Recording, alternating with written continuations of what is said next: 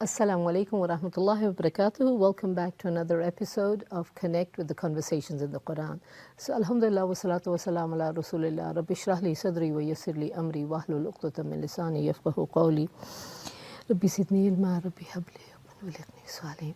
So, welcome back, and may it all be going well this month, this blessed month, and here is just a snippet of a conversation from which we can benefit in this blessed month of how we need to behave.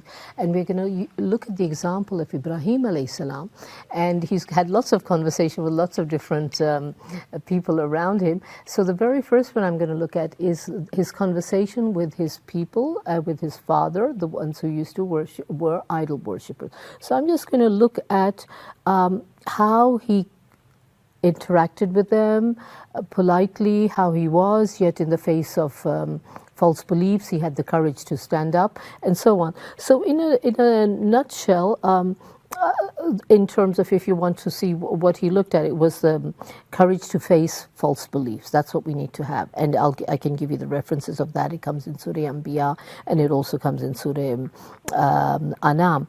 And then how he uses logic with them. How he uses logic and reasoning, and we will see that also. I'm just looking at the dialogues that we have. So how is it that it can relate to us? And also being polite and respectful in the face of disagreement, which he was with his father. And then this reliance alone with Allah, and then the guidance is a gradual process, and that's how he does his logic and reasoning with the people.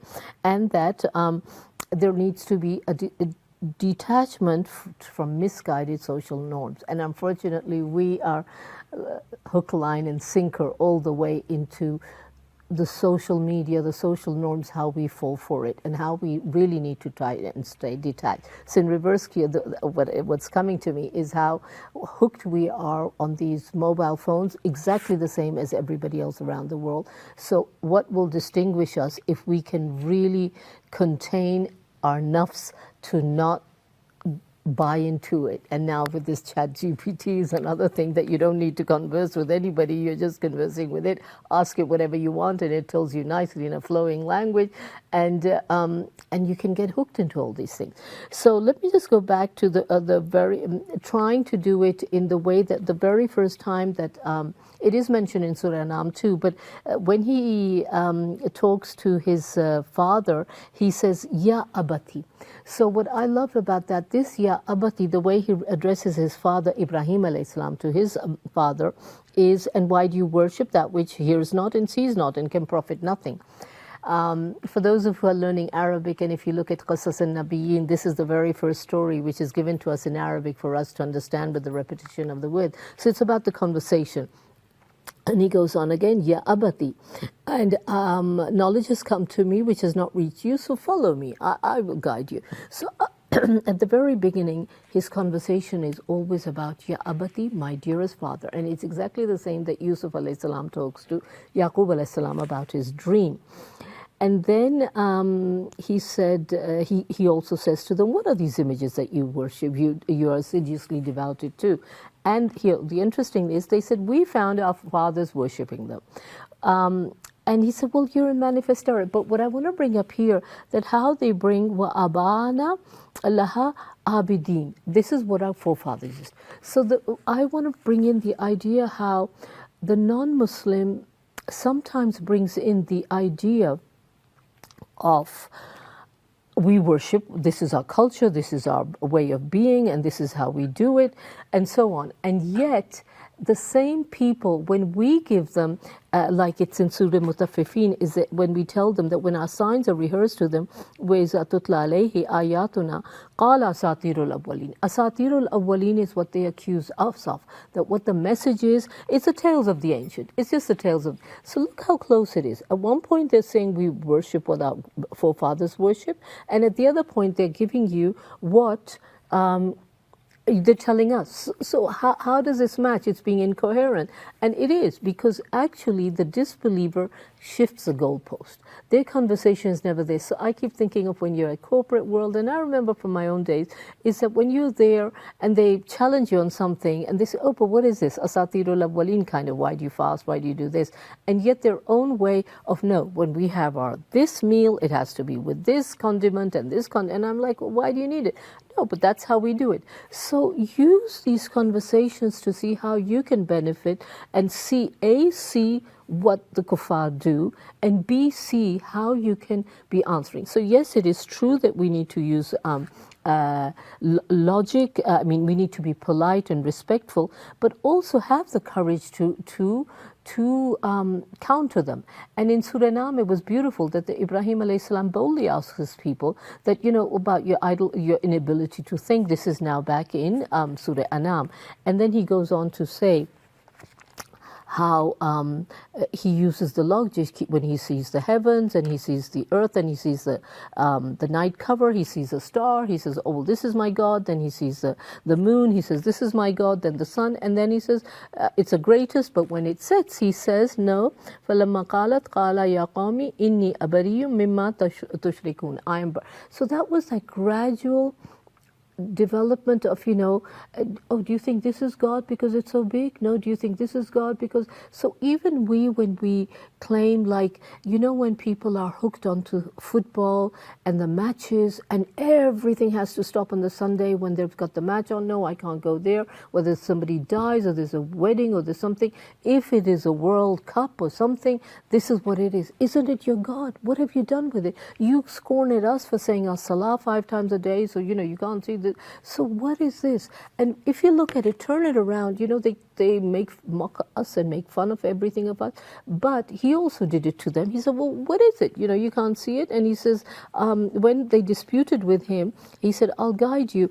And the way he used also the brilliant argument about when he struck down all their idols, and then when he struck down all their idols, and then they were, taken aback, and he said, well, do they speak or do they hear?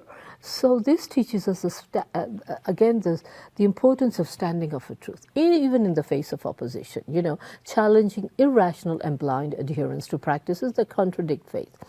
And again, his logic was amazing about how to demonstrate, the powerness of the idols, like I just said, and then trying to appeal to people's intellect. And this is a timeless principle of us, so when we talk about, and that's why we need to also be careful when we derail into doing things which are not from the straight and narrow, but it is entertainment. It is like, they talk about all these gatherings and you sit and you read the Qur'an and together and all that.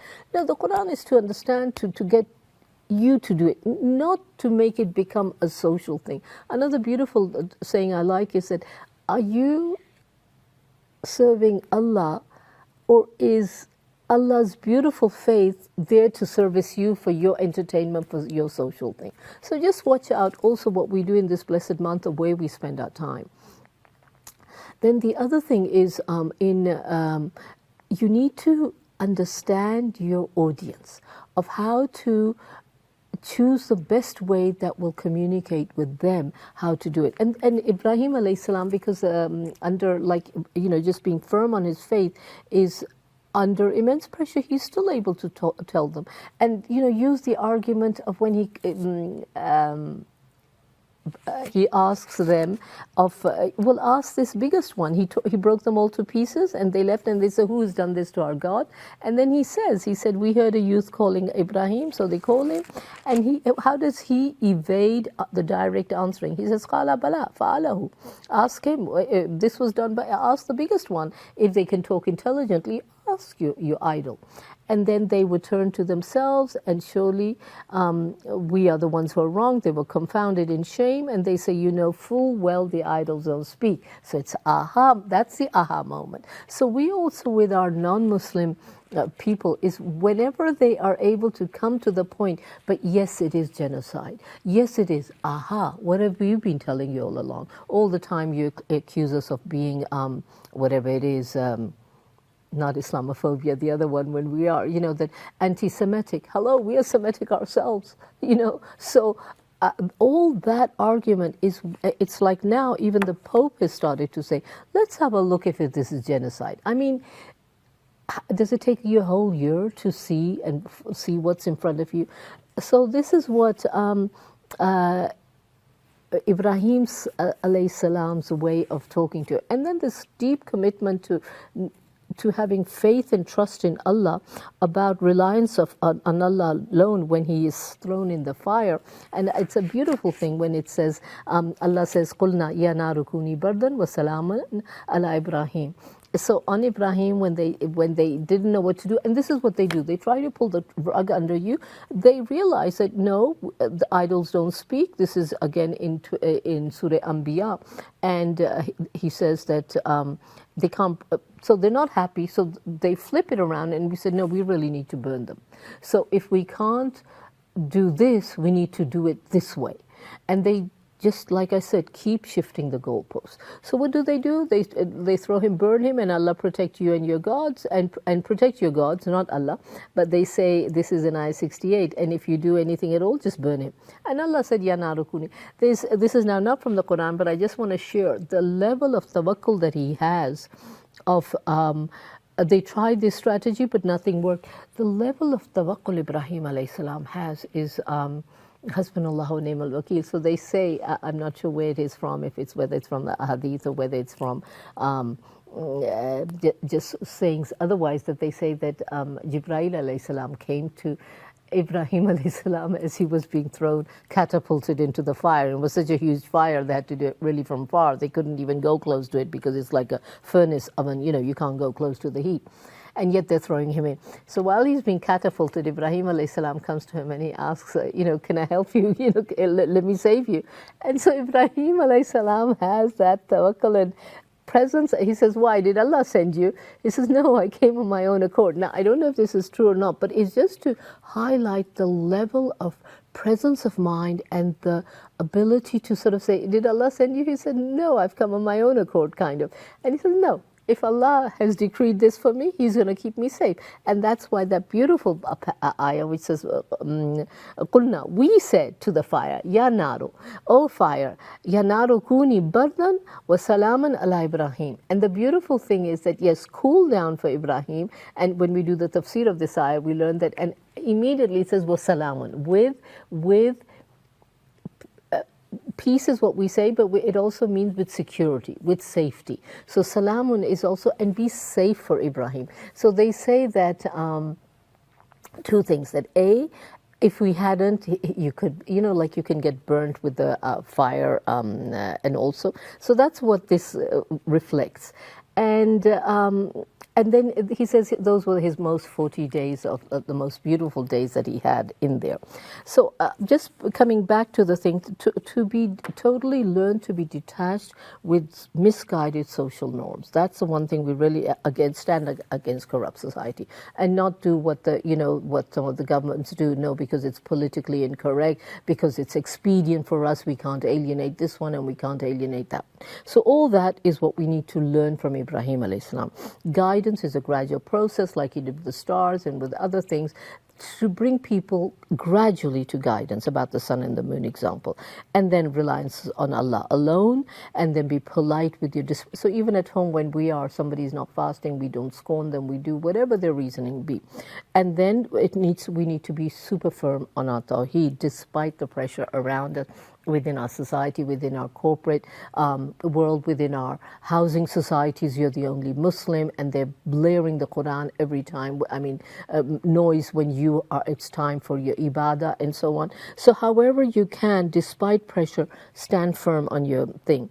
And use, logic and reasoning in our dawah. That's what we need to do. And courage to face challenge false beliefs. So I hope that was useful, that conversation of Ibrahim alayhi salam with his people and his father, and inshallah we'll continue with his conversation with others. So subhana rabbika rabbil izzati amma yasifun wa salamun alal mursaleen walhamdulillahi rabbil alameen. Assalamu alaikum wa rahmatullahi wa barakatuh.